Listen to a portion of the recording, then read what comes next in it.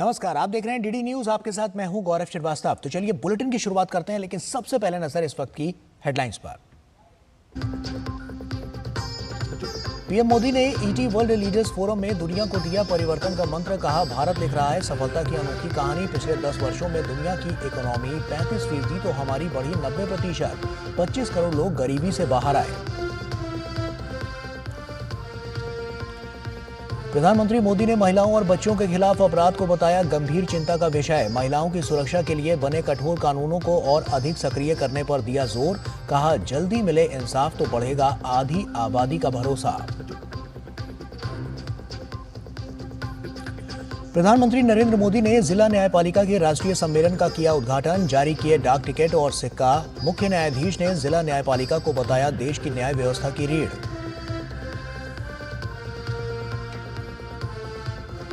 देश को मिली 3 और नई वंदे भारत ट्रेनों की सौगात। प्रधानमंत्री मोदी ने मेरठ लखनऊ, मदुरै बेंगलुरु और चेन्नई नागरकोयल मार्गों पर वंदे भारत सेवा का किया शुभारंभ। कहा, वंदे भारत आधुनिक होती भारतीय रेलवे का नया चेहरा। कोलकाता रेप मर्डर मामले में भारी जन आक्रोश के बीच पश्चिम बंगाल के राज्यपाल की दिल्ली में अहम मुलाकातें। दूरदर्शन से विशेष बातचीत में राज्य की कानून व्यवस्था की स्थिति को बताया चिंताजनक। कहा, किसी भी हाल में राज्य की जनता को मिलेगा इंसाफ। हरियाणा में बदली विधानसभा चुनाव की तारीख। 1 की जगह अब 5 अक्टूबर को डाले जाएंगे वोट। मतगणना की तारीख में भी बदलाव। जम्मू कश्मीर और हरियाणा दोनों जगहों पर अब 8 अक्टूबर को होगी वोटों की गिनती। अर्थव्यवस्था, पर्यावरण और रोजगार के लिए जैव प्रौद्योगिकी पर आधारित नीति बायो E3 की शुरुआत। नेट जीरो, कार्बन अर्थव्यवस्था और लाइफस्टाइल फॉर एनवायरनमेंट जैसी पहलों को और मिलेगी मजबूती। पेरिस पैरालंपिक में भारतीय निशानेबाजों का शानदार प्रदर्शन जारी। रूबीना फ्रांसिस ने महिला 10 मीटर एयर पिस्टल SS1 में जीता कांस्य पदक। पेरिस में भारतीय निशानेबाजों का चौथा पदक।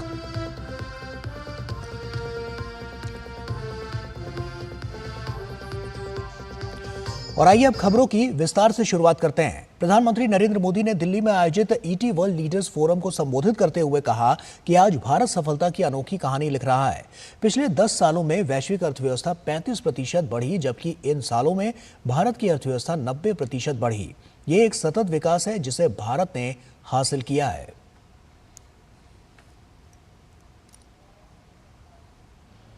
भारत आज एक अलग ही सक्सेस स्टोरी लिख रहा है।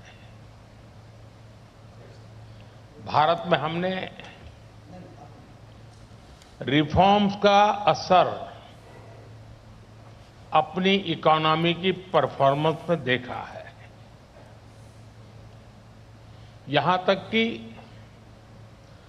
भारत ने कई बार प्रिडिक्शन से भी और अपने पीयर से भी बेटर परफॉर्म किया है। जैसे पिछले 10 सालों में ग्लोबल इकोनॉमी 35% बढ़ी है, लेकिन इन्हीं 10 सालों में हमारी इकोनॉमी करीब करीब 90% बढ़ी है। ये वो सस्टेन ग्रोथ है जो हमने हासिल की है। ये वो सस्टेन ग्रोथ है जिसका हम वादा करते हैं, और ये वो सस्टेन ग्रोथ है जो आगे भी जारी रहेगा। और वहीं प्रधानमंत्री नरेंद्र मोदी ने कहा कि हम फैसिलिटेट करेंगे, आप वादा करिए, आप इनोवेट करेंगे। प्रधानमंत्री ने कहा कि हम रिफॉर्म करेंगे, आप वादा करिए, आप परफॉर्म करेंगे। हम फैसिलिटेट करेंगे, आप वादा करिए, आप इनोवेट करेंगे।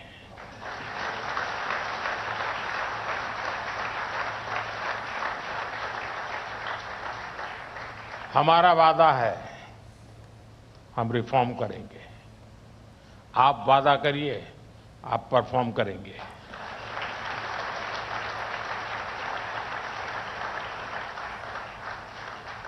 हमारा वादा है हम स्टेबल पॉलिसी रिजिम देंगे।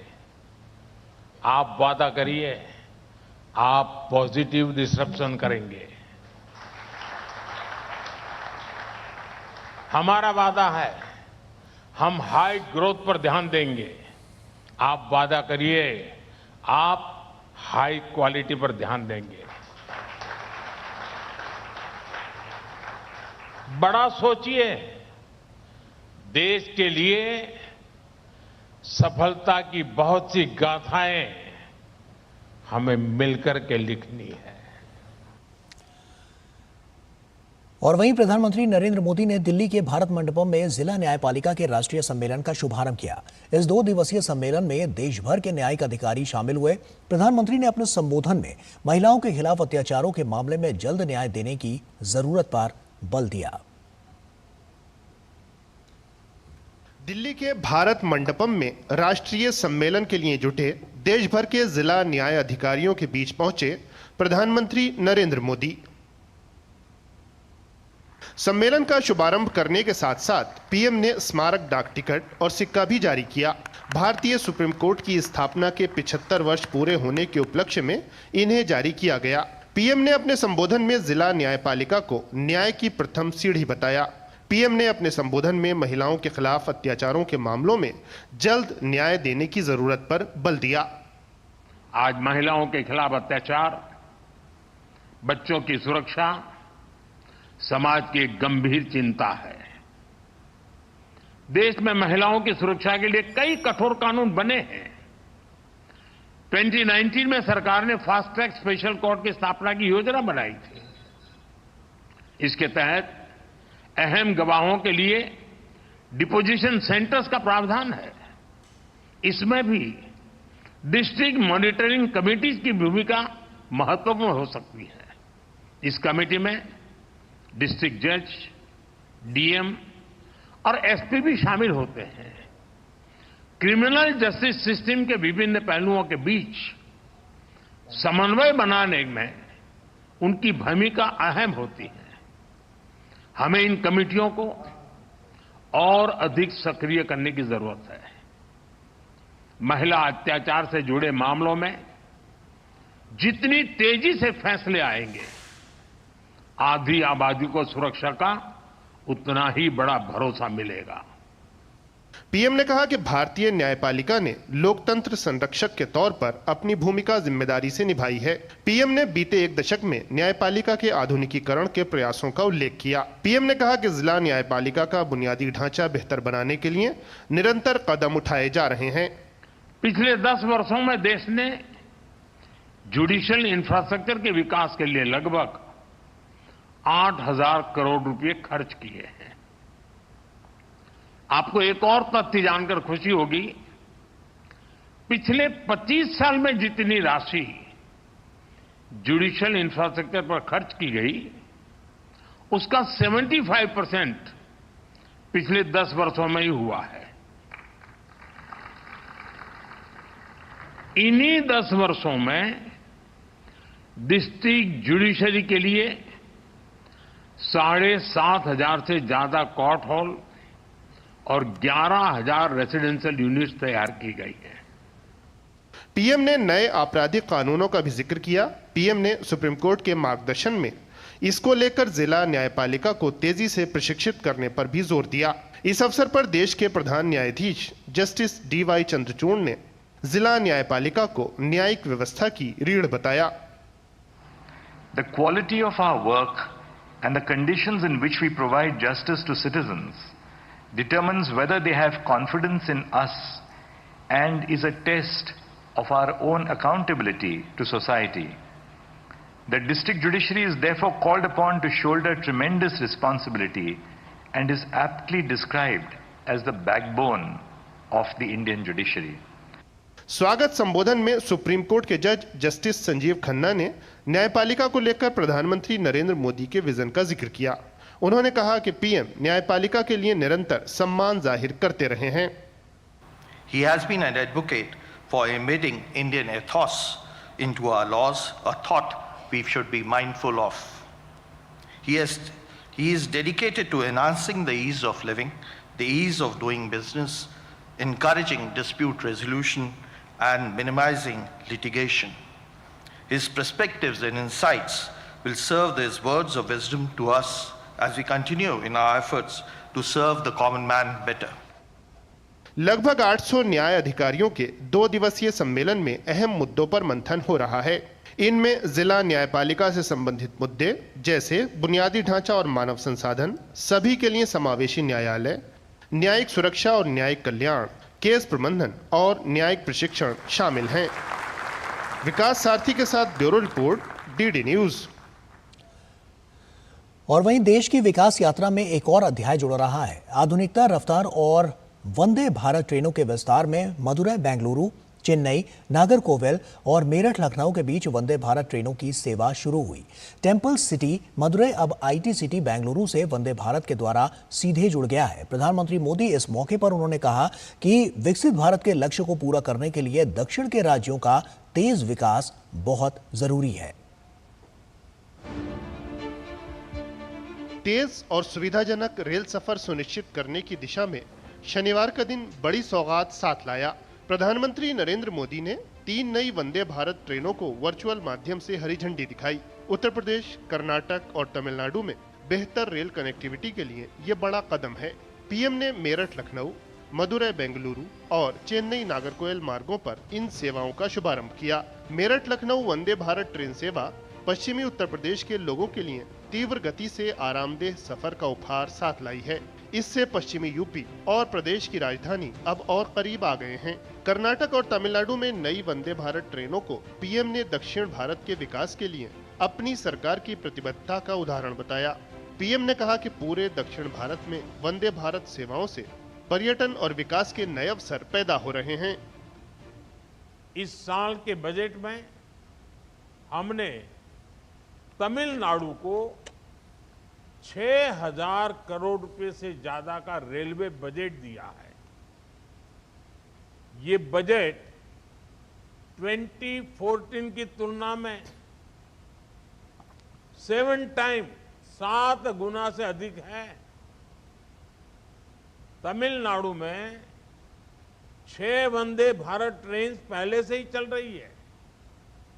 इन 2 ट्रेन के साथ ये संख्या अब 8 हो जाएगी।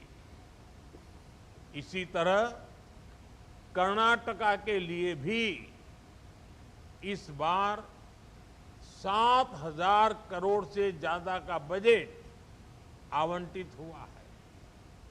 ये बजट भी 2014 की तुलना में 9 गुना अधिक है। पीएम ने वंदे भारत ट्रेनों को आधुनिक होती भारतीय रेलवे का नया चेहरा बताया। पीएम ने भारतीय रेल को सभी के लिए सुखद यात्रा की गारंटी बनाने की प्रतिबद्धता जताई। पीएम ने बीते 1 दशक में रेलवे के विकास और विस्तार की तस्वीर भी सामने रखी। हाई स्पीड ट्रेनों के आने से लोगों में अपने व्यापार और रोजगार को, अपने सपनों को विस्तार देने का भरोसा जगता है। आज देश भर में 102 वंदे भारत रेलवे सेवाएं संचालित हो रही है।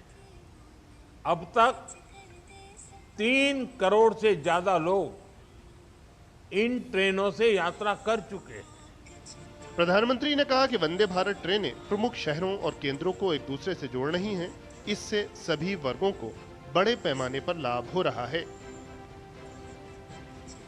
जिन जगहों तक वंदे भारत एक्सप्रेस की सुविधा पहुंच रही है, वहां पर्यटकों की संख्या बढ़ रही है।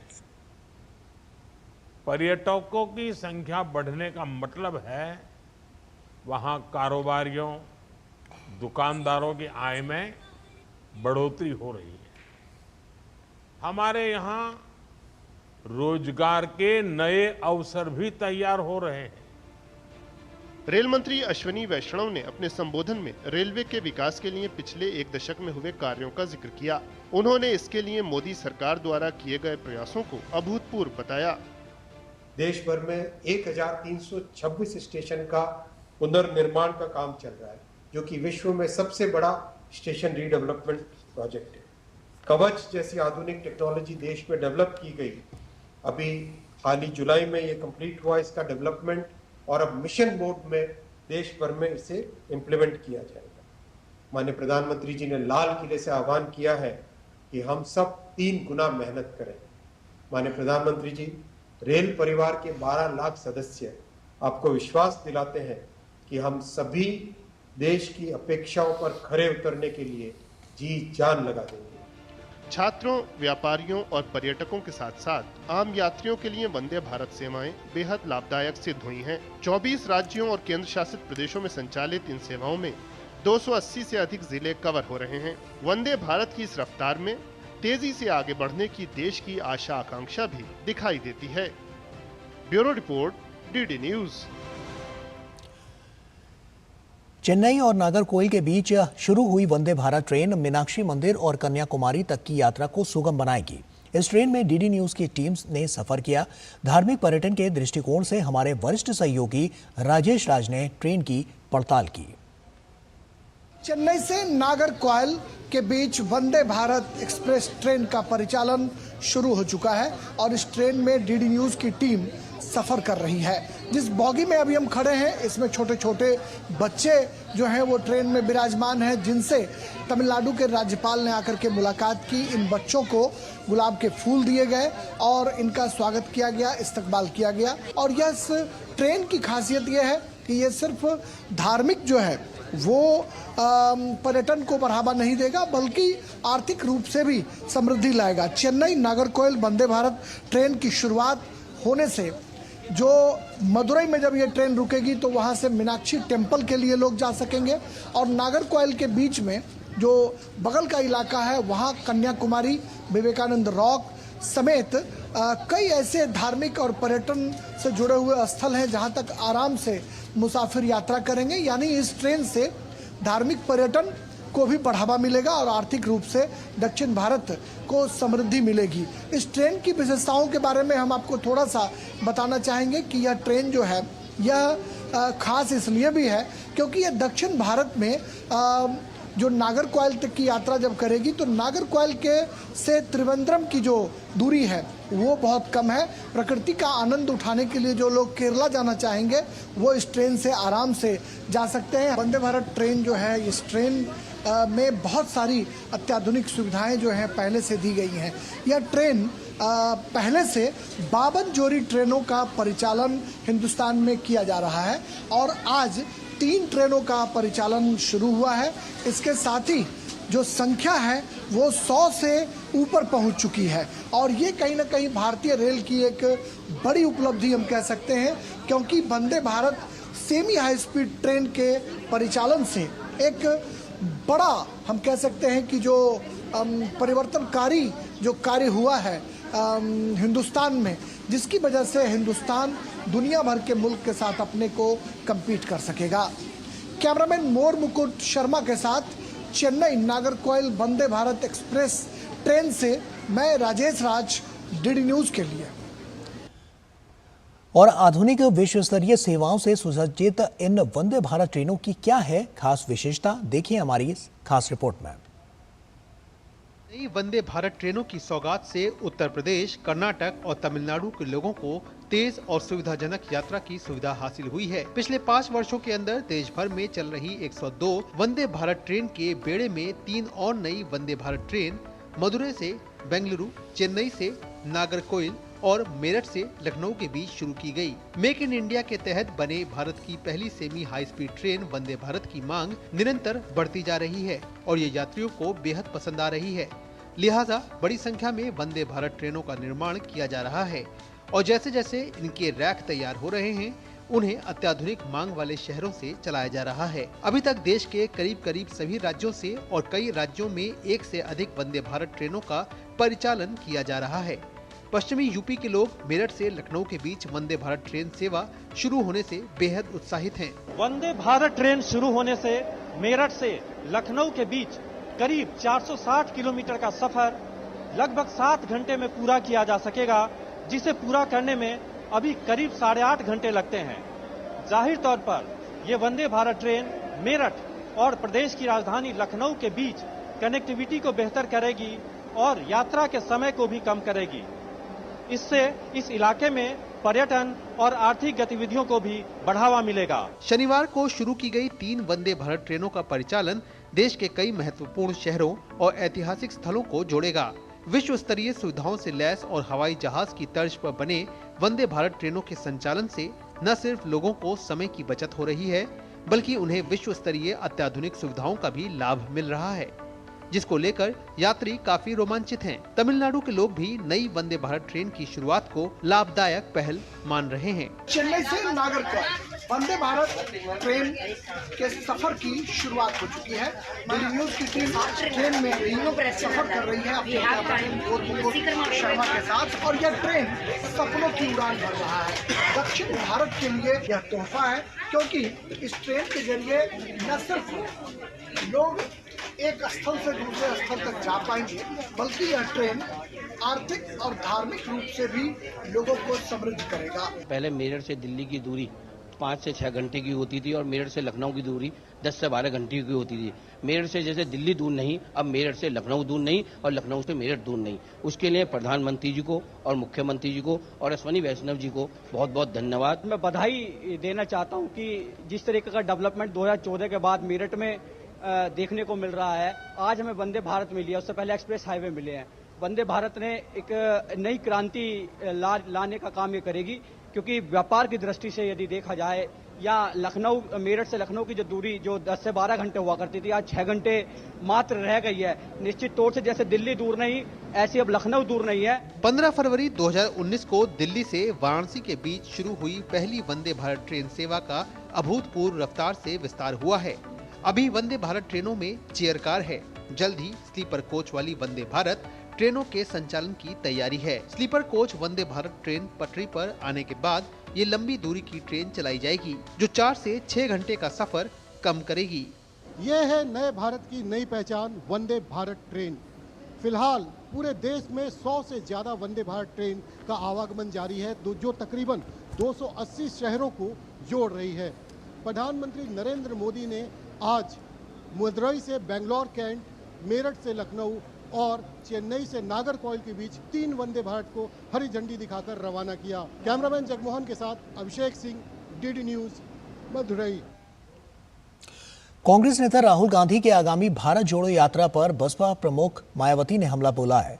उन्होंने कहा कि कांग्रेस और इनके इंडी गठबंधन ने आरक्षण व संविधान बचाने के नाम पर SC, ST व OBC को वोट उनका लेकर केवल अपनी ताकत बढ़ाई, लेकिन वक्त आने पर कांग्रेस ने उनका साथ छोड़ दिया। उन्होंने सोशल मीडिया प्लेटफॉर्म X पर लिखा, पेट भरे लोगों के लिए दोजा व अन्य खेलकूद के महत्व से किसी को इनकार नहीं, लेकिन गरीबी, बेरोजगारी, महंगाई व पिछड़ेपन आदि से त्रस्त जीवन से जूझ रहे उन करोड़ों परिवारों का क्या, जो पेट पालने हेतु दिन रात कमर तोड़ मेहनत को मजबूर हैं। भारत जोड़ो यात्रा क्या उनका उपहास नहीं?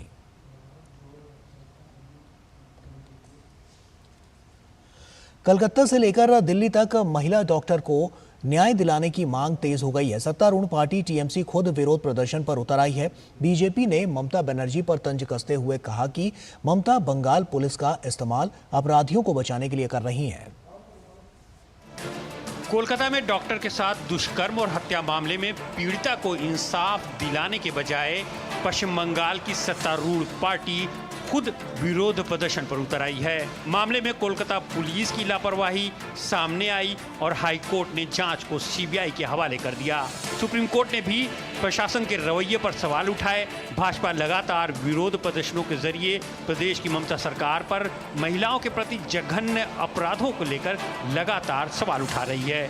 अमित मालविया ने ममता बनर्जी पर तंज कसते हुए कहा कि उनके सिवाय पूरी दुनिया न्याय की मांग कर रही है, जबकि वो अभी भी बंगाल पुलिस का इस्तेमाल अपराधियों को बचाने के लिए कर रही हैं। वहीं ममता सरकार अपने बचाव की भरसक प्रयास कर रही है।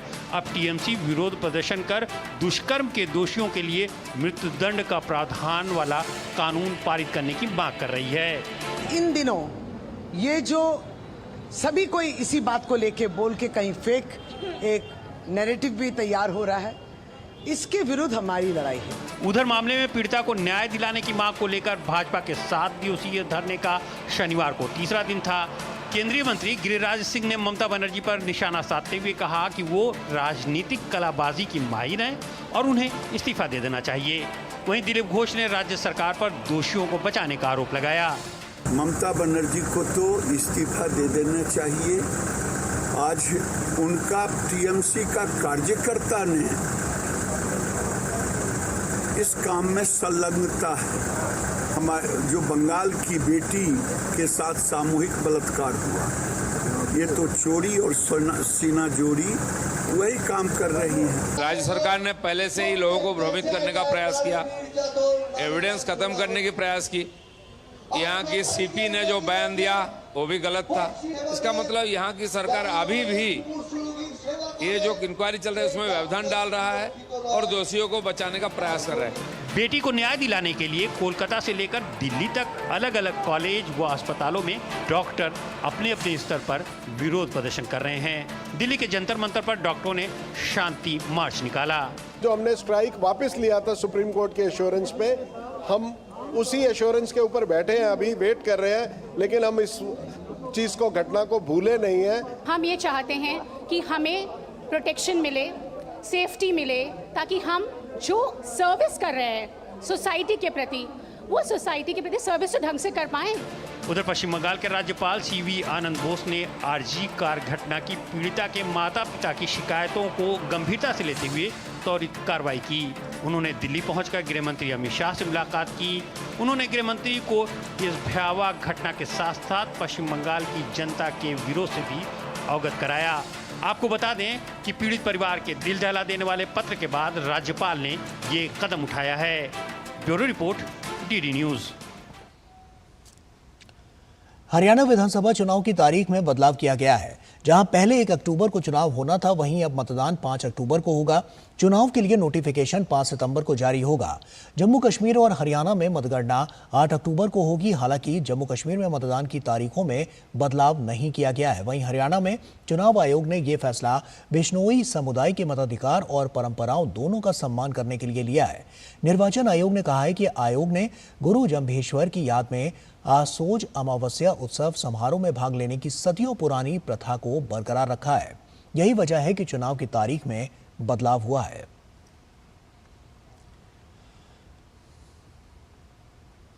बिहार कैडर के 1990 बैच के आईपीएस अधिकारी राजविंदर सिंह भट्टी ने केंद्रीय औद्योगिक सुरक्षा बल यानी कि सीआईएसएफ के महानिदेशक का पदभार ग्रहण कर लिया है। सीआईएसएफ के महानिदेशक के रूप में अपनी नियुक्ति से पहले वो बिहार पुलिस के महानिदेशक के रूप में कार्यरत थे। उन्हें उनकी सेवानिवृत्ति की तिथि 30 सितंबर 2025 तक के लिए सीआईएसएफ के महानिदेशक के रूप में नियुक्त किया गया है। आरएस भट्टी 1990 में 25 साल की उम्र में भारतीय पुलिस सेवा में शामिल हुए और उन्हें बिहार कैडर मिला। 34 साल के प्रतिष्ठित करियर में उन्होंने बिहार और भारत सरकार में केंद्रीय प्रतिनियुक्ति पर कई महत्वपूर्ण और संवेदनशील पदों पर काम किया। उन्होंने पटना सिटी, जहानाबाद, गोपालगंज, सीवान और पूर्णिया में एसपी और पटना के आईजी के रूप में भी कार्य किया। उन्होंने सीबीआई के संयुक्त निदेशक और एयरपोर्ट अथॉरिटी ऑफ इंडिया के में वहां पर सीवीओ का पद भी उन्होंने संभाला है। उन्हें 2006 में सराहनीय सेवा के लिए राष्ट्रपति पुलिस पदक और 2014 में विशिष्ट सेवा के लिए राष्ट्रपति पुलिस पदक से अलंकृत किया गया है। झारखंड में चुनाव से पहले भाजपा अपने विस्तार में जुट गई है। झारखंड के पूर्व मुख्यमंत्री चंपाई सोरेन के भारतीय जनता पार्टी में शामिल होने के एक दिन बाद एक अन्य पूर्व सीएम मधु कोड़ा और झामुमो से निष्कासित नेता लोबिन हेम्ब्रोम ने पाला बदल लिया है। हालांकि झारखंड मुक्ति मोर्चा ने राज्य के आगामी विधानसभा चुनाव में हेमंत सोरेन के नेतृत्व में जीत का दावा किया है। झारखंड में आगामी विधानसभा चुनाव से पहले बीजेपी ने जेएमएम को बड़ा झटका दिया है। चंपाई सोरेन के बाद अब झामुमो से निष्कासित नेता लोबिन हेम्ब्रम ने भी भारतीय जनता पार्टी की सदस्यता ग्रहण कर ली है। इस मौके पर भाजपा के प्रदेश अध्यक्ष बाबूलाल मरांडी और पूर्व सीएम चंपाई सोरेन भी मौजूद रहे। लोबिन हेम्ब्रम को इस साल की शुरुआत में जेएमएम से 6 साल के लिए निष्कासित कर दिया गया था। उनके खिलाफ दल बदल का मामला भी दर्ज हुआ था, जिसके चलते उनकी विधायकी रद्द कर दी गई थी। लोबिन हेम्ब्रम झारखंड का बड़ा आदिवासी चेहरा हैं। हेम्ब्रम ने लोकसभा चुनाव में बगावत करते हुए निर्दलीय नामांकन दाखिल किया था। पैसे की राजनीति करना, दलाली करना, तो ऐसी लोगों से जब सरकार गिर जाती है तो मैं समझता हूं कि जब कितनों भी पुराने लोग होते हैं जिसको झारखंड के प्रति दर्द है, झारखंड वासियों के प्रति दर्द है, तो फिर उनके अंदर में एक तड़प होगी, और वो तड़प होगी तो फिर झारखंड को कहां से हम रह करके कैसे हम बेहतर कर सकते, उसकी राह भी लोग तलाशते हैं। और आज मुझे खुशी है इन सबों का स्वागत करते हुए कि इन लोगों ने भारतीय जनता पार्टी को पहचाना। झारखंड के पूर्व मुख्यमंत्री मधु कोड़ा ने भी बीजेपी का दामन थाम लिया है। उनकी पत्नी गीता कोड़ा लोकसभा चुनाव से पहले ही कांग्रेस से इस्तीफा देकर बीजेपी में शामिल हो गई थीं। असम के मुख्यमंत्री और झारखंड चुनाव के लिए बीजेपी के सह प्रभारी हिमंता बिस्व शर्मा ने कहा कि अगर झारखंड मुक्ति मोर्चा घुसपैठियों के खिलाफ खड़ा होगा तो हमें साथ मिलकर काम करने में कोई दिक्कत नहीं होगी। अगर जेएमएम घुसपैठियों का खिलाफ आवाज उठाते हैं तब हमारा जेएमएम का साथ में भी एक साथ काम करने में कोई समस्या नहीं है, लेकिन पहले जेएमएम को निर्णय लेना है कि मैं घुसपैठियों का खिलाफ में हूं या मैं तुष्टीकरण का राजनीति करता हूं। अगर जेएमएम काल बोल देते हैं कि मैं तुष्टीकरण का राजनीति नहीं करता हूं और मैं घुसपैठियों का खिलाफ में हूं, तब हमारा कोई आपत्ति नहीं है। हम सबका साथ एक साथ काम करने के लिए हम तैयार हो। इस साल झारखंड मुक्ति मोर्चा के 3 बड़े नेता बीजेपी में शामिल हो चुके हैं। पहले शिबू सोरेन की बहू सीता सोरेन लोकसभा चुनाव के समय बीजेपी में शामिल हुई। इसके बाद पूर्व मुख्यमंत्री चंपाई सोरेन ने जेएमएम पर अपमानित करने का आरोप लगाकर बीजेपी ज्वाइन कर लिया। अब लोबिन हेम्ब्रम भी बीजेपी का हिस्सा बन गए हैं। झारखंड में विधानसभा चुनाव के नजदीक आते ही जेएमएम के कई नेता पार्टी छोड़कर बीजेपी में शामिल हो रहे हैं, जिससे राज्य की राजनीति में बड़ा बदलाव देखा जा रहा है। Bureau report, DD news. और उधर कर्नाटक में कथित मुडा घोटाले को लेकर विवाद थमने का नाम नहीं ले रहा है। भाजपा मुद्दे को लेकर मुख्यमंत्री सिद्धारमैया के इस्तीफे की मांग पर अड़ गई है और चेतावनी दी है कि जब तक वो सीएम पद से हट नहीं जाते तब तक पार्टी आंदोलन करती रहेगी। वहीं सिद्धारमैया ने भी तीखे तेवर दिखाते हुए बीजेपी जेडीएस पर राज्य की कांग्रेस सरकार अस्थिर करने का आरोप लगाया। भ्रष्टाचार के मुद्दे पर भाजपा के हमलों से परेशान कर्नाटक की कांग्रेस सरकार राज्यपाल पर पक्षपातपूर्ण व्यवहार का आरोप लगाकर अब मामले का रुख मोड़ने की कोशिश कर रही है। कांग्रेस ने राज्यपाल थावर चंद गहलोत द्वारा मैसूरू शहरी विकास प्राधिकरण मुदा भूमि आवंटन में कथित घोटाले में जांच किए जाने और मुख्यमंत्री सिद्धारमैया पर मुकदमा चलाने की मंजूरी दिए जाने के खिलाफ शनिवार को विरोध प्रदर्शन किया। सिद्धारमैया और उप मुख्यमंत्री डीके शिव कुमार की अगुवाई में कांग्रेस ने राजभवन चलो मार्च निकालने से पहले प्रदर्शन किया। कांग्रेस ने राज्य की कांग्रेस सरकार को अस्थिर करने का आरोप लगाया। वहीं भाजपा सिद्धारमैया से पूछ रही है कि मुदा मामले में वो विधानसभा में जवाब देने से क्यों भाग रहे हैं। We are demanding him, you please be fair. This is a case where entire inquiry has been done. So you just better sanction prosecution and take action legally as per the constitution. 14 sites have been allotted to his wife. It is completely against the law, against the rules, violation of the rules. So he is a culprit in that Muda case is concerned. गौरतलब है कि मैसूरू शहरी विकास प्राधिकरण जमीन आवंटन मामले में CM Siddaramaiah के खिलाफ सामाजिक संस्थाओं द्वारा शिकायत दर्ज कराई गई थी। इस शिकायत के आधार पर राज्यपाल ने सीएम सिद्धारमैया के खिलाफ केस चलाने की मंजूरी दी थी। राज्यपाल के आदेश को सिद्धारमैया ने हाईकोर्ट में चुनौती दी है। मामले में शनिवार को भी सुनवाई जारी रही। राज्यपाल की तरफ से सॉलिसिटर जनरल तुषार मेहता अदालत में पेश हुए।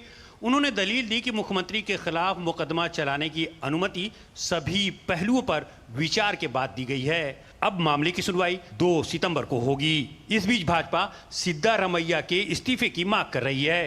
हालांकि सिद्धारमैया ने साफ कर दिया है कि उन्होंने कोई गलती नहीं की है और अपने पद से इस्तीफा नहीं देंगे।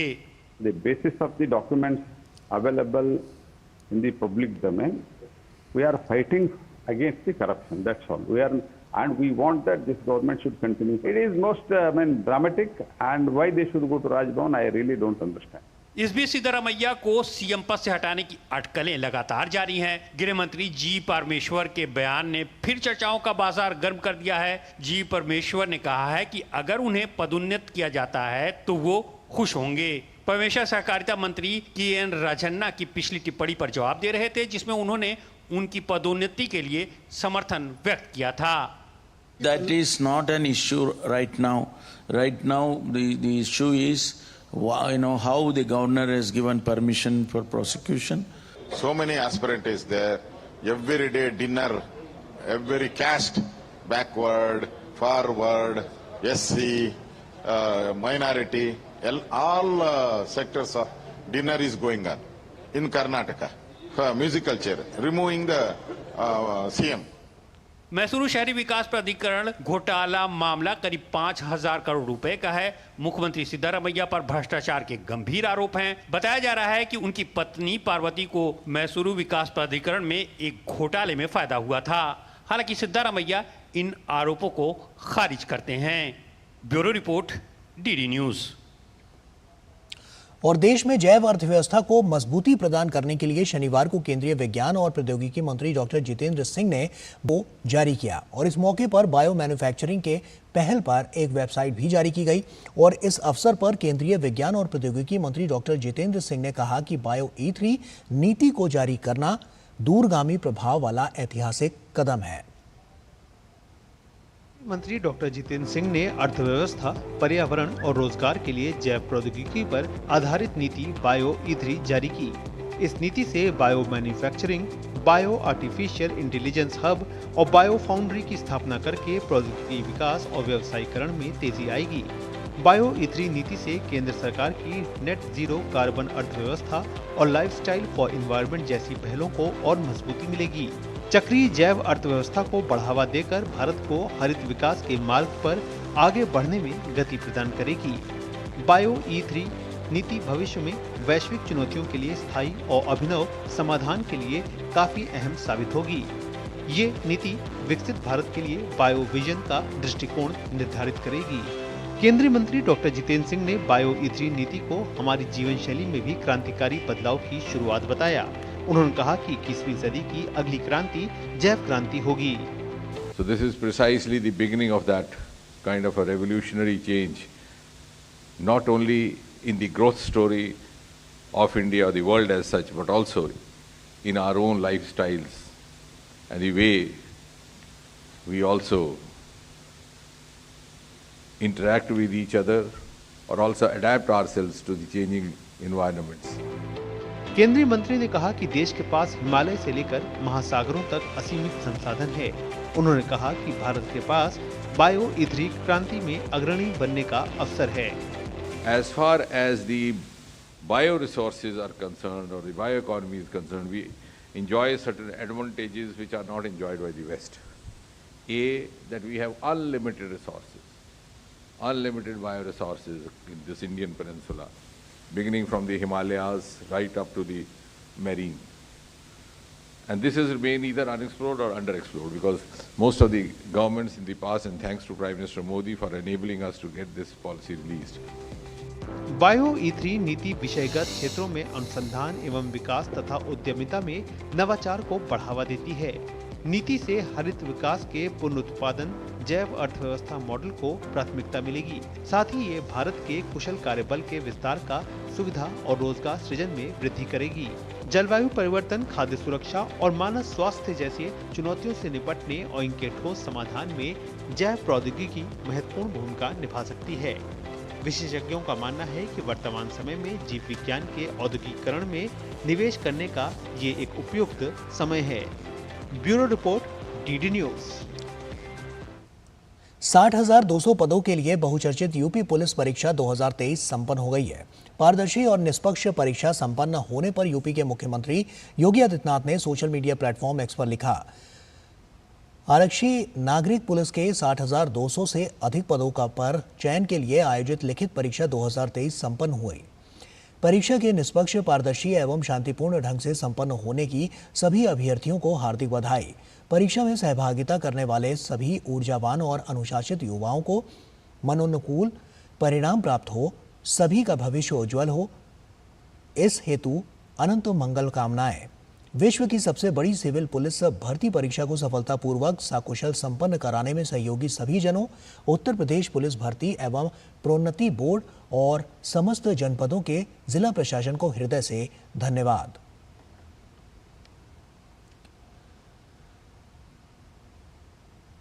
उत्तर प्रदेश पुलिस भर्ती में निष्पक्ष और पारदर्शी परीक्षा के संपन्न होने पर अभ्यर्थियों ने खुशी जताई।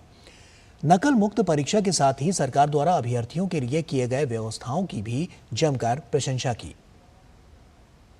आने जाने के लिए सुविधा भी उपलब्ध है, बस के लिए कोई टिकट नहीं है, प्लस यहाँ मतलब परीक्षा में अच्छी व्यवस्था भी है। भर्ती प्रक्रिया की जो पुलिस व्यवस्था इस बार रही उससे हम एकदम संतुष्ट हैं सरकार से।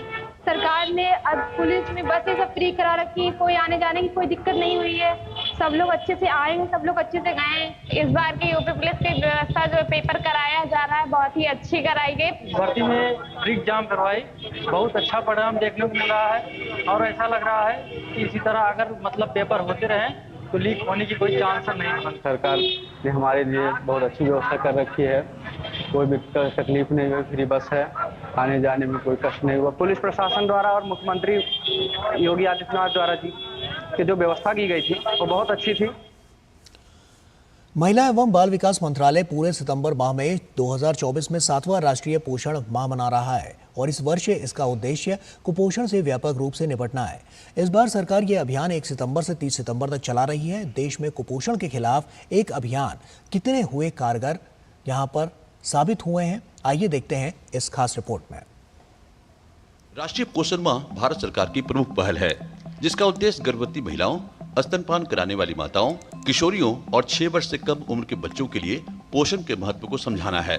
हर साल राष्ट्रीय पोषण सप्ताह के लिए एक विशेष थीम निर्धारित की जाती है, जो पूरे सप्ताह के दौरान होने वाली गतिविधियों और कार्यक्रमों की दिशा निर्धारित करती है। 2024 में राष्ट्रीय पोषण माह की थीम है सभी के लिए पौष्टिक आहार। आज पोषण माह की शुरुआत हम कर रहे हैं। आज के इस पावन अवसर पर हम आप सब से यह आग्रह भी करेंगे कि हम इसको जन जन तक, ये जन जागरूकता का अभियान है तो जन जन तक पहुंचाने में आप अपनी प्रतिबद्धता को भी दर्शाएंगे। जैसा हम सभी जानते हैं, हमारे उपनिषद में भी लिखा है, आहार सद्धो सत्व सद्धि, यानी जब आहार हमारा शुद्ध होगा तो हमारी चेतना भी शुद्ध होगी। महिला एवं बाल विकास मंत्रालय पूरे सितंबर 2024 को 7वां राष्ट्रीय पोषण माह मना रहा है। पोषण माह में मानव जीवन के महत्वपूर्ण चरणों गर्भावस्था, शिशुअवस्था, बचपन और किशोरावस्था के बारे में व्यापक जागरूकता पैदा की जाती है।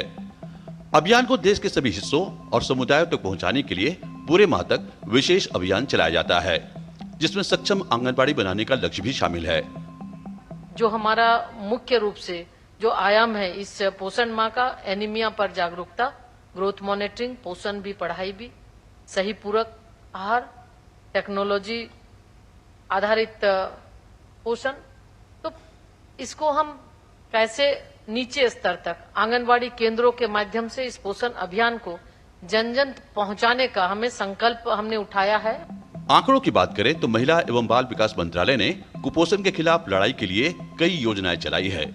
इन योजनाओं में मिशन पोषण 2.0, एकीकृत बाल विकास सेवा योजना, प्रधानमंत्री मातृ वंदना योजना, मध्याह्न भोजन योजना, किशोर बालिकाओं के लिए योजना, मां का पूर्ण स्नेह कार्यक्रम और पोषण वाटिकाएं शामिल हैं। इसके अलावा ग्रामीण क्षेत्रों में स्वास्थ्य सेवाओं के विस्तार, आंगनबाड़ी में कुपोषित बच्चों का आंकड़ा तैयार करने, स्वास्थ्य के क्षेत्र में खर्च को बढ़ावा देने और पोषण कार्यक्रमों को जन जन तक पहुंचाने सहित पोषक तत्वों से भरपूर खाद्य पदार्थों के उपयोग पर खास जोर दिया गया है।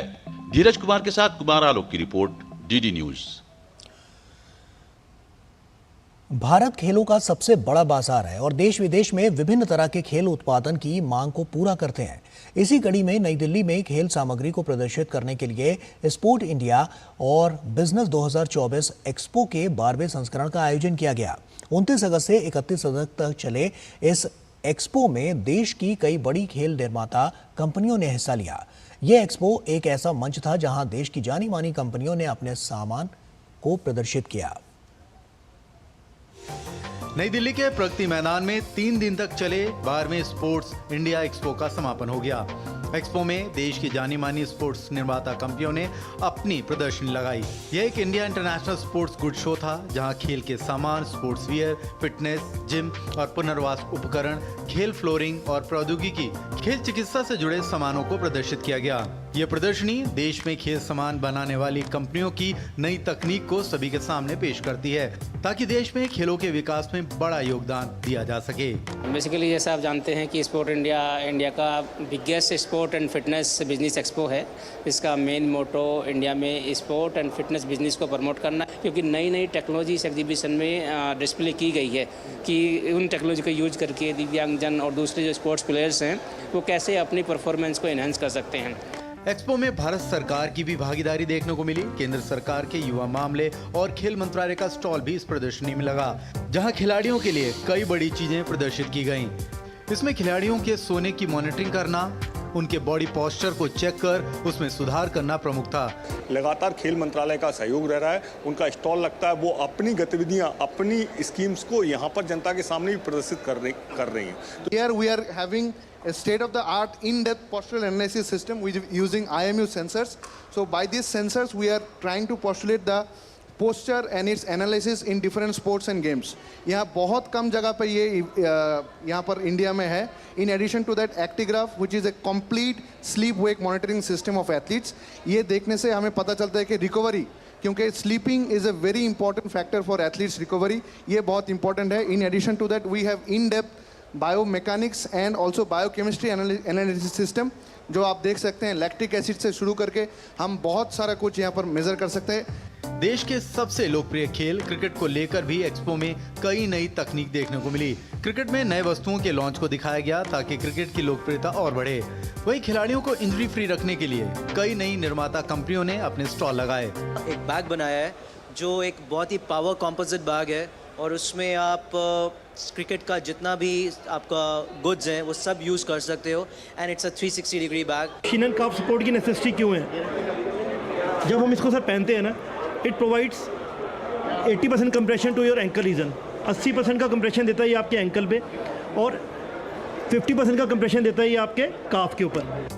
वहीं स्पोर्ट्स को बिजनेस के रूप में कैसे अपनाया जा सके, उसके लिए भी विभिन्न स्टॉल देखने को मिले, जहां नए निर्माता अपनी जड़ें मजबूत करने के लिए कुछ सस्ती रेंज के आर्टिकल लेकर आए.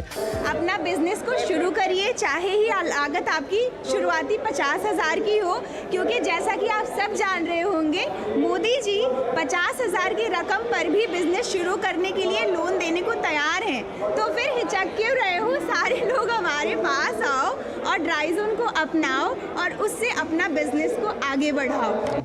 बहरहाल देश में खेलों के बढ़ते स्तर और हो रहे नए विकास को देखते हुए ये इंडिया एक्सपो काफी गुणवत्ता से भरपूर रहा. खेलों का माहौल देश में बदल रहा है और उनको नई शक्ल और नया स्वरूप देने के लिए मैन्युफैक्चरर नए आइडिया, नए कॉन्सेप्ट के साथ आए. भारत सरकार ने भी यहाँ पर अपनी भागीदारी दिखाई और एक नया स्टॉल लेकर के हुआ है, जहाँ पर उन्होंने बताया कि इंजरी फ्री कैसे रह सकते हैं. ऐसे खिलाड़ियों के जो खेल को, उनकी परफॉर्मेंस को एनहांस करने के लिए लगातार प्रयास कर रहे हैं और आने वाले समय में इसके अच्छे रिजल्ट्स देखने को मिलेंगे. कैमरामैन मनमोहन के साथ मैं मुकेश शुक्ला, डीडी न्यूज़ दिल्ली. और जम्मू कश्मीर में विधानसभा की 90 सीटों के लिए चुनाव 3 चरणों में होंगे. चुनाव आयोग यहां निष्पक्ष और शांतिपूर्ण चुनाव कराने के हर संभव प्रयास में जुटा है. राज्य निर्वाचन आयोग न सिर्फ सुरक्षा की समीक्षा कर रहा है, बल्कि इसमें हर वर्ग के लोग बढ़ चढ़कर हिस्सा भी लें, इसके लिए जागरूकता कार्यक्रम भी चला रहा है. चुनाव तैयारियों को लेकर राज्य के मुख्य निर्वाचन अधिकारी पीके पोले से खास बातचीत की हमारे संवाददाता ऋषि कुमार ने. कश्मीर में 3 चरणों में चुनाव हो रहे हैं और इन चुनावों में किस तरीके की तैयारियां हैं, क्या सुरक्षा के इंतजाम है, किस तरीके से स्वीप के कार्यक्रम चल रहे हैं, इस पर विस्तार से बात करने के लिए हमारे साथ जम्मू कश्मीर के मुख्य निर्वाचन अधिकारी पीके पोले साहब हैं. सर, जिस तरीके से इस बार के चुनाव हो रहे हैं, बेहद अभूतपूर्व चुनाव हैं, सबसे पहले बताएं कि इस बार के चुनाव में जो तैयारियां हैं वो किस तरीके की हैं, खासतौर से सुरक्षा को लेकर.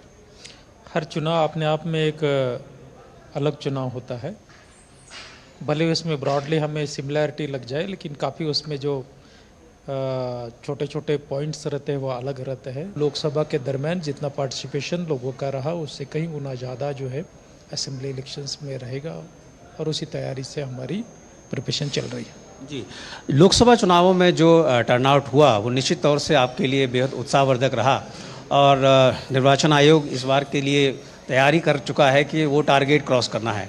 तो स्वीप अभियान जो चल रहे हैं, जैसे कि आप कार्यक्रम में भाग भी लेंगे यहाँ, इसकी कितनी महत्ता है और किस तरीके से ये हर ज़िले में इसको आयोजित करा रहे हैं? ऑनरेबल इलेक्शन कमीशन का हमेशा प्रयास रहता है कि इलेक्शंस में सभी शिरकत करें, चाहे वुमेंस है, यूथ्स है, बुज़ुर्ग है, डिसेबल्ड पर्सनस है, माइग्रेंट्स है, ट्राइबल्स है, समाज के हर किसी तबके का इसमें सहयोग हो। और उसी ऑनरेबल इलेक्शन कमीशंस के उद्देश्य के हिसाब से हम अवेयरनेस करते हैं, जिसको हम स्वीप के नाम पर जानते हैं। तो स्कूली बच्चे नॉर्मली जो फर्स्ट टाइम वोटर्स रहते हैं, उनमें भी पार्टिसिपेशन हो, जो देश का भविष्य वो डिसाइड करते हैं इलेक्शंस के ज़रिए से, उसके लिए यहाँ जाए। इस बार जो पार्टिसिपेशन है, न सिर्फ लोगों में, पॉलिटिकल पार्टीज़ में भी काफ़ी छोटे छोटे दल हैं, तो उन लोगों के साथ कोऑर्डिनेशन, उनकी सुरक्षा को लेकर आयोग ने भी कहा है, वो सब तैयारियां मुकम्मल हैं? जरूर, बिल्कुल बिल्कुल, कोई डिफ़िकल्टीज जो है उसमें नहीं है। इस ज़िले में कैंपेनिंग ऑलरेडी शुरू हो गई है, लास्ट डे ऑफ विड्रॉवल ख़त्म हो गया है, कैंडिडेट्स कौन कौन है वो फाइनलाइज हो गया है, उन्होंने अपना जो है कैंपेनिंग शुरू कर दी है। जो उनको परमिशंस लगते हैं ऑनलाइन तरीके से हम अवेलेबल करवा रहे हैं, कोई उसमें डिफ़िकल्टीज नहीं। Thank you. तो हमने बात की पी के पोले साहब से, जो कह रहे हैं कि पूरी तैयारियां मुकम्मल हैं और इस बार के जो चुनाव हैं उसमें उनका टारगेट ये है कि ज़्यादा से ज़्यादा टर्नआउट हो। कैमरामैन अनिकेत के साथ Rishi Kumar, DD news, Kulgam. Paris Paralympic में भारतीय खिलाड़ियों का शानदार प्रदर्शन जारी है। प्रतियोगिता के तीसरे दिन भारत ने निशानेबाजी से एक और पदक हासिल किया। भारतीय निशानेबाज रुबीना फ्रांसिस ने 10 मीटर एयर पिस्टल SH1 में कांस्य पदक हासिल किया। उन्होंने 211.1 अंक हासिल किए। पेरिस पैरालंपिक में भारतीय दल का ये 5वां पदक है। रुबीना ने इससे पहले टोक्यो पैरालंपिक में 7वां स्थान हासिल किया था, जबकि पैरा एशियन गेम्स में कांस्य पदक हासिल किया था। और वहीं भारत की प्रीति पॉल ने पेरिस में चल रहे पैरालंपिक खेलों में कांस्य पदक जीतकर इतिहास रच दिया। ट्रैक और फील्ड में भारत के लिए पैरालंपिक में ये पहला पदक है। उत्तर प्रदेश के मुजफ्फरनगर के किसान परिवार से ताल्लुक रखने वाली प्रीति की सफलता उनकी कड़ी मेहनत का फल है। प्रीति की इस सफलता से उनके परिवार के लोग काफी खुश हैं और उन्हें अपनी बेटी पर गर्व है। उत्तर प्रदेश के मुजफ्फरनगर की प्रीति पाल ने पेरिस में चल रहे पैरालंपिक खेलों में वो कारनामा कर दिखाया जो आज तक किसी पैरा एथलीट ने देश के लिए नहीं किया था। ट्रैक एंड फील्ड में भारत के लिए पहला पदक जीतकर इतिहास रच दिया उन्होंने। ये इन खेलों में ट्रैक इवेंट में पहला पदक है। प्रीति ने महिलाओं की 100 मीटर दौड़ T35 कैटेगरी में कांस्य पदक जीता। उन्होंने ये दौड़ 14.21 सेकंड में पूरी की, जो उनका निजी सर्वश्रेष्ठ प्रदर्शन है। मीरापुर नगर पंचायत के गांव हाशमपुर के एक गरीब किसान अनिल पाल की बेटी प्रीति पाल ने गांव की पगडंडियों पर दौड़ की शुरुआत कर विदेश में अपनी जीत का परचम लहराया। बेटी की जीत पर परिवार में खुशी की लहर है। प्रीति के परिजन बेटी की इस जीत पर एक दूसरे को मिठाई खिलाकर बधाई दे रहे हैं। पिता अनिल का कहना है कि उन्हें यकीन नहीं था कि बेटी यहां तक पहुंच जाएगी। वहीं प्रीति की मां ने बेटी की सफलता पर खुशी जताते हुए कहा कि हमारी बेटी ने हमारा नाम रोशन कर दिया है। हमें बहुत अच्छा लगा जैसे खेल रही थी, हमें बहुत खुशी हुई। तो संघर्ष तो बहुत किया है लड़की ने हमारी, जो है शुरू से ही स्टार्टिंग में बहुत संघर्ष करती रही और जहाँ भी खेलती रही वहाँ से जीत कर ही आई है। मुझे सपोर्ट करेंगे, जितना अच्छा खेलेगी और आगे बढ़ाएंगे। बहुत खुशी है, सबके परिवार को बहुत खुशी है और गांव में भी बहुत खुशी है सबको। बहुत खुशी है जी सबको। बस मैं कहती थी नको जी मैं आगे बढ़ूंगी, बहुत अच्छे से लाएंगे, मैं मम्मी तुम्हारा नाम रोशन करूंगी। मैं कभी मना नहीं किया आपने? नहीं जी। लड़की हो आप, देश विदेश क्या जी, कहती मम्मी एक लड़का समझ के छोड़ दो मुझे। प्रीति के लिए इस मुकाम तक पहुंचना आसान नहीं रहा। उन्होंने 6 साल पहले सोशल मीडिया पर पैरालंपिक खेलों की वीडियो देखकर दौड़ना शुरू किया था। आज उनकी मेहनत रंग लाई है। किसान परिवार से ताल्लुक रखने वाली प्रीति को कमजोर और असामान्य पैर की स्थिति के कारण काफी दिक्कतों का सामना करना पड़ा। कई सालों तक इलाज के बाद भी कुछ खास असर नहीं पड़ा, लेकिन प्रीति ने कभी हार नहीं मानी और संघर्षों के साथ यहां तक पहुंची। प्रीति ने 17 साल की उम्र में सोशल मीडिया पर पैरालंपिक खेलों का वीडियो देखा था। इससे प्रेरित होकर उन्हें एहसास हुआ कि वो भी अपने सपनों को पूरा कर सकती हैं। पैरालंपिक एथलीट फातिमा खातून प्रीति के सफर में उनकी काफी मदद की है। वो फातिमा ही थी जिन्होंने प्रीति को पैरा एथलेटिक्स से परिचित कराया। फातिमा के समर्थन से प्रीति ने साल 2018 में स्टेट पैरा एथलेटिक्स चैंपियनशिप में भाग लिया। 2024 में हुई विश्व पैरा एथलेटिक्स चैंपियनशिप में उन्होंने 100 मीटर और 200 मीटर दोनों स्पर्धाओं में कांस्य पदक जीता। इस जीत ने उन्हें पेरिस पैरालंपिक में जगह दिलाई, जहां उन्होंने अब एक पदक जीतकर नया रिकॉर्ड बना दिया है। Sports desk, DD news. Paris Paralympic में भारत की गोल्डन गर्ल अवनी लेखरा के बाद भारत के एक और स्टार शूटर मनीष नरवाल ने इतिहास रचा है। मनीष नरवाल ने पुरुषों की 10 मीटर एयर पिस्टल SH1 स्पर्धा में भारत के लिए रजत पदक जीतकर देश को गौरवान्वित किया है। मनीष ने अपने लगातार दूसरे पैरालंपिक में पदक पर निशाना साधा। इससे पहले टोक्यो पैरालंपिक में मनीष ने 50 मीटर पिस्टल SH1 मिक्स स्पर्धा में स्वर्ण पदक जीता था।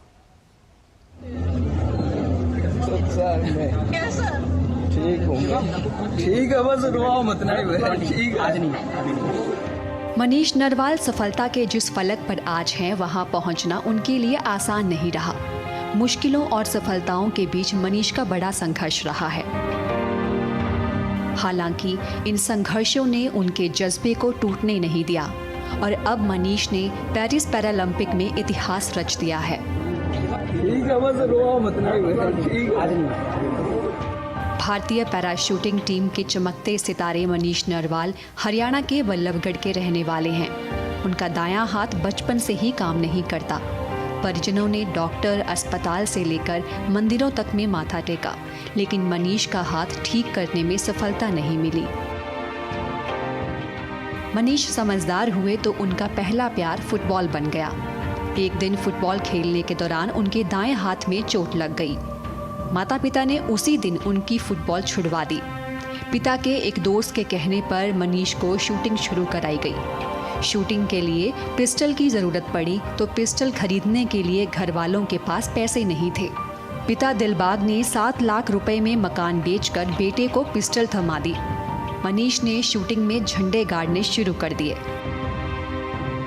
4 साल की जर्नी नहीं है। मैंने 2021 में जो टोक्यो ओलंपिक्स थे उसमें भी मैंने क्वालिफिकेशन में फर्स्ट मारा था और मैं फाइनल में 7th पे बाहर हो गया था। तो ये 4 साल नहीं, ये 8 साल की मेहनत है। आज मेडल लेने के बाद मैं सच में मैं रो पड़ा था, क्योंकि वो जो 8 साल मैंने जो मेहनत करी ना, जब जाके सिल्वर ले पाया हूँ मैं। इस इवेंट में 10 मीटर एयर पिस्टल में ओलंपिक्स में ये मतलब पहला सिल्वर रखा। और टोक्यो में वैसे 50 मीटर में गोल्ड ले लिया था मैंने, लेकिन जो ये इवेंट था ये मेरा मेन इवेंट था और मतलब मेरा सबसे प्रिय इवेंट बोल लो इसको। इस मेडल को लेने में 8 साल लग गए मुझे। काफ़ी सारी चीज़ें, टेक्निक्स चेंज करी हैं मैंने 4 साल में। जो मेरी पिछली कमियां थी मैंने वो दूर करी हैं। टोक्यो से बहुत सारी चीज़ें सीखने को मिली थी। और मेरे कोच हैं, सुभाष सर हैं, योगेश सर हैं, नोटेल सर हैं। तो तीन कोचों ने मतलब पूरा ध्यान दिया मेरे पे। और पूरी इंडिया शूटिंग टीम का सपोर्ट रहा है, जिस वजह से मैं यहाँ पे आज मैं इतना स्ट्रगल करने के बाद मैं सिल्वर जीत पाया हूँ। मनीष की प्रतिभा को जल्द ही कोच जयप्रकाश नोटियाल ने पहचाना, जिनके मार्गदर्शन में मनीष ने 2017 बैंकॉक विश्व कप में अंतर्राष्ट्रीय स्तर पर पदार्पण किया, जहां उन्होंने 10 मीटर एयर पिस्टल स्पर्धा में स्वर्ण पदक जीता। कोच जयप्रकाश नोटियाल और राष्ट्रीय कोच सुभाष राणा के मार्गदर्शन में मनीष नरवाल ने विभिन्न चैंपियनशिप और विश्व कप में कई पदक हासिल किए, जिसे एक स्टार पैरा शूटर के रूप में उन्होंने अपनी जगह बनाई। मनीष नरवाल ने पैरालंपिक के अलावा 2022 एशियाई पैरा गेम्स में 10 मीटर एयर पिस्टल में कांस्य पदक जीता है। उन्हें 2020 में अर्जुन अवार्ड से नवाजा गया था। 2021 में मनीष को खेल रत्न अवार्ड से भी सम्मानित किया जा चुका है। Sports desk, DD news. और इसी के साथ फिलहाल इस बुलेटिन में इतना ही। पूरी टीम को दीजिए इजाजत। नमस्कार।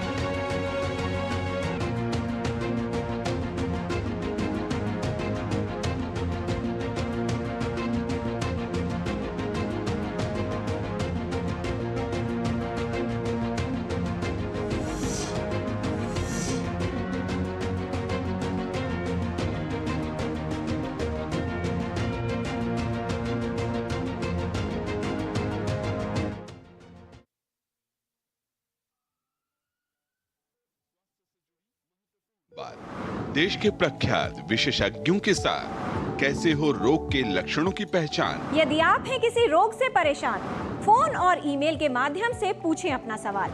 विशेषज्ञों से मिलेगा सही समाधान।